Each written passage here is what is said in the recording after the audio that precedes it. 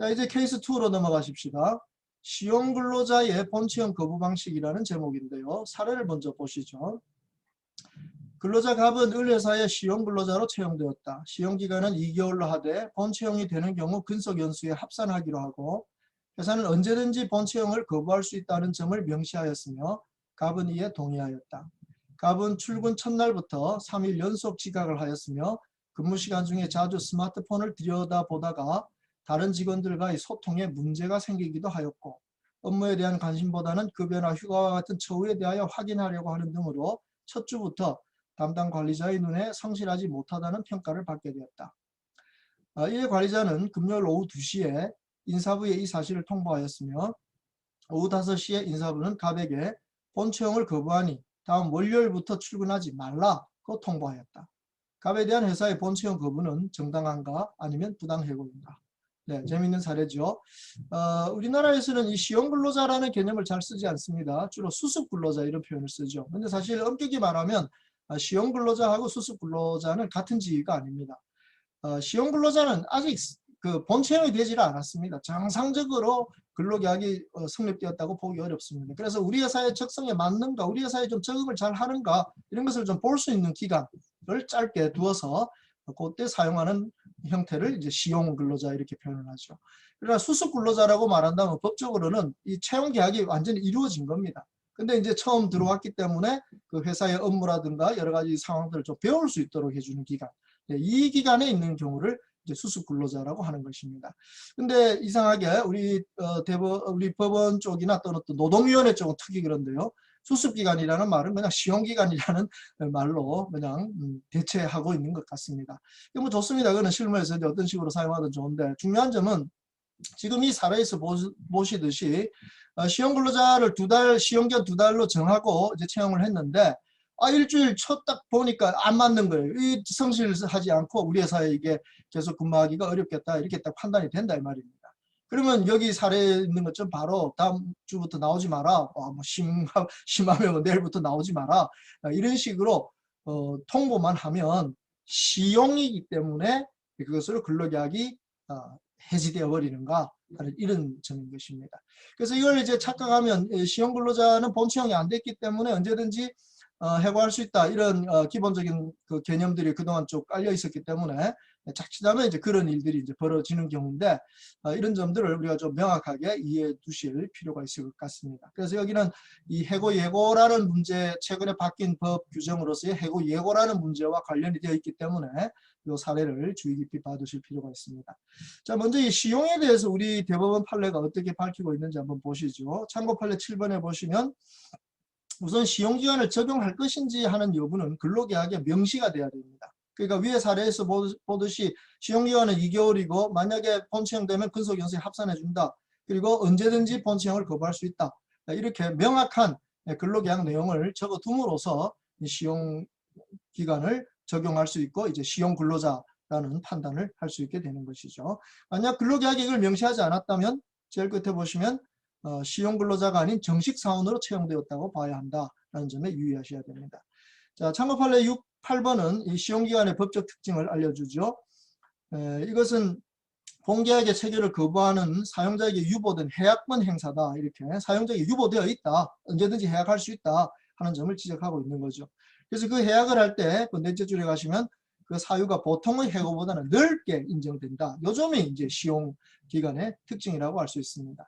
우리가 해고에 대해서는 명백하게 해고 사유, 해고 절차, 해고가 권리남용이 아닐 것이라는 이런 세 가지 요건을 엄격하게 갖추어야 되는데 시용근로자에 대해서 본채용을 거부하는 즉 당신하고는 근로관계를 맺지 않겠다라는 통보는 그 사유가 좀 폭넓기 때문에 엄격한 해고의 규정은 적용되지 않는다라고 하는 것이 이제 일반적인 법리였습니다. 그런데 대법원은 이 참고 판례 8번에서 뭘 강조했는가 하면 그렇다고 하더라도 합리적인 이유가 존재해서 사회 통념상 상당하다고 인정되어야만 시용근로자에 대해서 본채용을 거부한다는 통보를 하는 것이 정당하다 이렇게 판단하고 있는 것입니다. 그래서 이 점을 좀 잘 기억하신다면 우리가 너무 쉽게 내일부터 나오지 마 이런 거는 시용근로자라 하더라도 그것은 좀 곤란하다 하는 것을 알 수 있습니다. 그러니까 시용근로자가 만약 그렇게 말을 하려고 하면 왜 왜 내일부터 나오지 말라고 하는가 하는 그 이유를 사실 제대로 설명하고 그리고 이제 그런 통보를 하는 것이 맞다고 볼 수 있습니다. 그래서 이 참고 판례 8번이 아주 중요한 대법원 판례인데 그 이외에도 대부분의 판례들이 이것을 따르고 있습니다. 참고 판례 9번은 서울고등법원에서 2015년에 나온 판례죠. 제일 끝에 보시면 거부 사유의 서면 통지에 관한 절차를 갖추어 실질적인 거부 사유를 서면으로 통지하여야 한다. 이렇게 되어 있습니다. 여기 주의하실 점은 서면으로 통지하여야 한다. 거부 사유를. 그래서 제가 조금 전에 그냥 뭐 이러이러한 이유 때문에 나오지 마라 이렇게 설득할 수 있다라고 설명했지만 이제 2015년 이후부터는 그게 아니라는 거죠. 왜 본체형을 거부한다는 사유를 서면으로 적어서 그것을 통지해야 한다는 점을 보여주고 있습니다. 이것은 왜 그렇게 했습니까? 아시다시피 27조 우리 근로기준법 27조에 해고를 할 때 서면 해고 통지하도록 되어 있죠.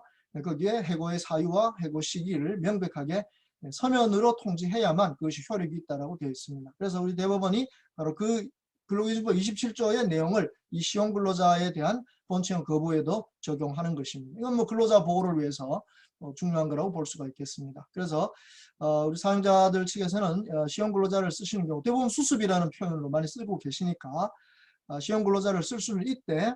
만약에 이 사람을 더 이상 같이 일 못하겠다고 판단이 된다면 그 사유를 명백하게 서면으로 통지해서 언제부터 나오지 마라.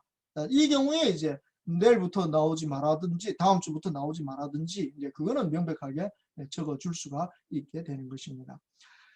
그리고 이 해고의 예고에 대해서 최근에 바뀐 법이 있다고 했죠. 그 5페이지 아래쪽에 보시면 26조 해고의 예고 거기에 해고 예고를 30일 전에 해야 되지만 단서에서 다음 각 호의 어느 하나에 해당하는 경우에는 그러하지 아니하다라고 되어 있고 첫 번째 근로자가 계속 근로한 기간이 3개월 미만인 경우 여기는 해고 예고가 필요 없다고 그랬습니다.